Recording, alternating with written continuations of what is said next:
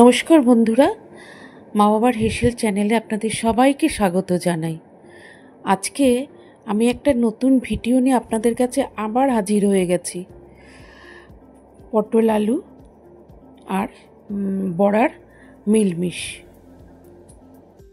এই রেসিপিটা খুব কম সময় এবং সহজ পদ্ধতিতে বানিয়েছি। চলুন আপনাদের সাথে আমি শেয়ার করি।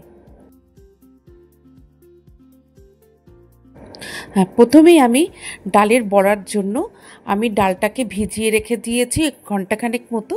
তারপরে আমি পটল আর আলুটাকে কেটে নিয়েছি। এটা একটা নিরামিষ রেসিপি, আপনারা নিরামিষের দিনেও আপনারা সকলে খেতে পারেন। আশা করি আপনাদের সবারই ভালো লাগবে।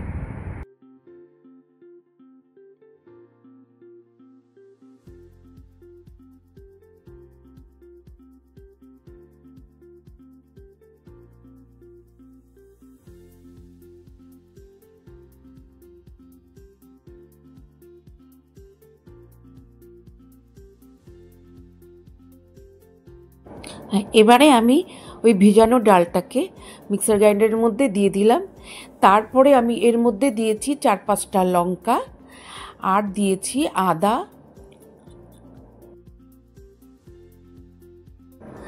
1.5 চামচ মতো আদা দিয়েছি,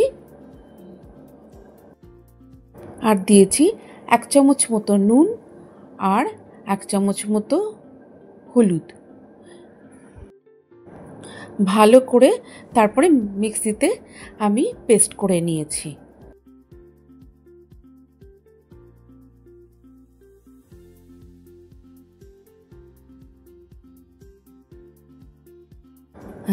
ভালো করে আমি পেস্ট করে নিয়েছি। তারপরে আমি একটা বাটিতে নামিয়ে নিয়েছি, নিয়ে কাঁচা সর্ষের তেল দিয়ে ভালো করে ফেটিয়ে নিয়েছি যাতে বড়াটা ভালো করে ফোলে।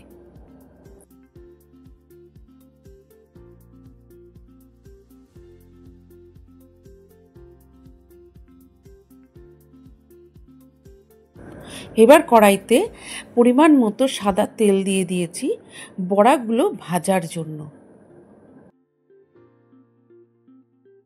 এবারে তেলটা গরম হয়ে এলে আমি বড়াগুলোকে দিয়ে দেবো, দিয়ে ভেজে তুলে নেব। হ্যাঁ, আপনারা তো অনেকেই পটল তেল, পটল দোরমা, পটল পোস্ত অনেকেই খেয়েছেন, কিন্তু আমার এই রেসিপিটা একবার শুধু খেয়ে দেখুন। আশা করি আপনাদের সবারই ভালো লাগবে। এত সুন্দর টেস্ট মুখে লেগেই থাকবে।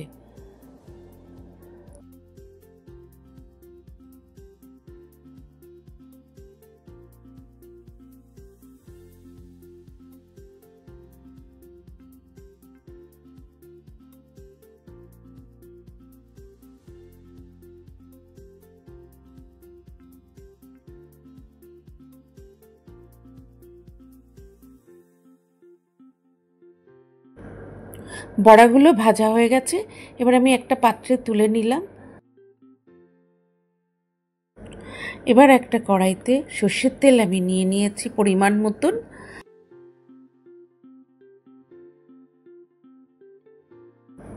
এবারে আমি ওই তেলের মধ্যে 1 চামচ নুন দিয়ে দিয়েছি, কারণ আমি 2টো কাঁচা লঙ্কা ফোড়ন দিয়েছি। নুন দেওয়ার কারণ একটাই, যে কাঁচা লঙ্কাটা যাতে ফুটে আমার মুখে চোখে না লাগে। তারপরে আমি দিয়েছি 1 চামচ মতো হিং ফোড়ন দিয়ে আমি আলু পটলটাকে ঢেলে দিয়েছি। আমি অন্য কোনো ফোড়ন আমি আর দিইনি। তারপরে আমি ভালো করে নাড়াচাড়া করে দিয়েছি। এবারে পটল আলুটা ভাজা হতে থাকুক, আমি এবার মশলাটা তৈরি করে নেব।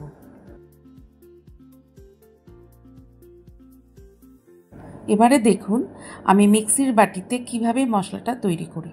এই যে 3টে তেজপাতা দেখছেন, এটা আমি আধ ঘন্টা ভিজিয়ে রেখেছিলাম। শুকনো লঙ্কা আর এই 3টে তেজপাতা না ভেজালে তাহলে পেস্ট হবে না, যেহেতু কাঁচা তেজপাতাটা আমি দিয়েছি। তারপরে আমি দিয়েছি 3 থেকে 4 টুকরো মতো আদা আর জিরে, সাদা জিরে আমি ভিজিয়ে রেখেছি, মানে গোটা জিরে। তারপরে অল্প জল দিয়ে আমি ভালো করে পেস্ট করে নিয়েছি।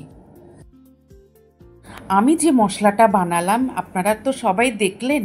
এই মশলাটা দিয়ে যদি পটল আলু আর বড়া আর মিলমিশটা করে খান, তাহলে যারা পটল খায় না তারাও হাত চেটে পুটে খাবে। এরপরে আমি একটা টমেটো কুচি করে দিয়েছি ওর মশলাটার মধ্যেই, তারপরে আমি আবার পেস্ট করে নেব। এবারে আমি ওই পটল আলুটা ভাজা হয়ে গেছে ভালো করেই, তারপরে মশলাটা আমি ঢেলে দেব, দিয়ে ভালো করে কষিয়ে নেব।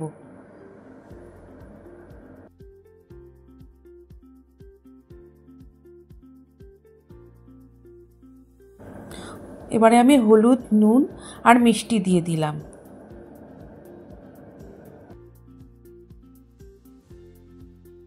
আমি এই কষাতে কষাতেই আমি এলাচ 3টে দিয়ে দিয়েছি।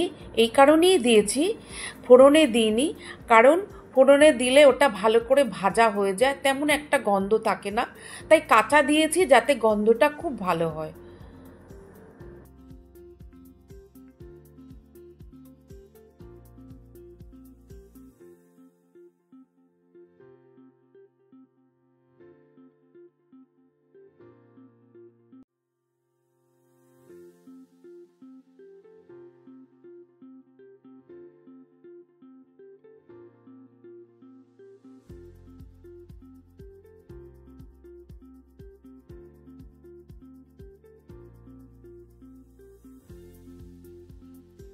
এবারে আমি হালকা গরম জল পরিমাণ মতো দিয়ে দেব, দিয়ে ঢাকা দিয়ে দেব।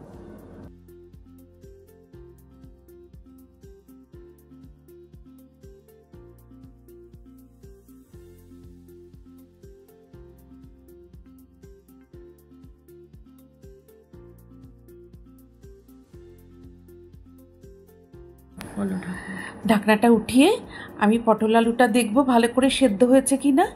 তারপরে দেখে আমি ভালো করে সেদ্ধ হয়ে গেলে আমি বড়াগুলোকে সব ঢেলে দেবো।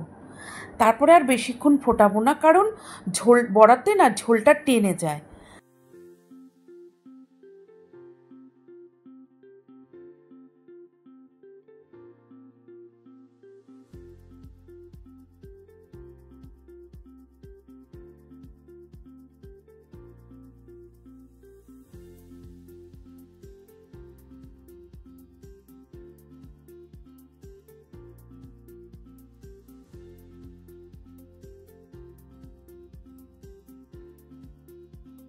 এবারে আমার পটল আলু বড়ার মিলমিশটা হয়ে গেছে। আমি এবারে ঘি দেব আর দেব গরম মশলা। গ্যাসটা অফ করে এবার নামিয়ে নেব। আর আমার এই রেসিপিটা যদি আপনাদের সকলের ভালো লাগে, তাহলে আপনারা লাইক এবং সাবস্ক্রাইব করতে ভুলবেন না। কমেন্ট বক্সে কমেন্ট করে অবশ্যই জানাবেন। আজকের মতো আমার এই ভিডিওটা শেষ করলাম। আবার একটা কোনো নতুন ভিডিও নিয়ে আপনাদের সামনে আমি হাজির হয়ে যাব।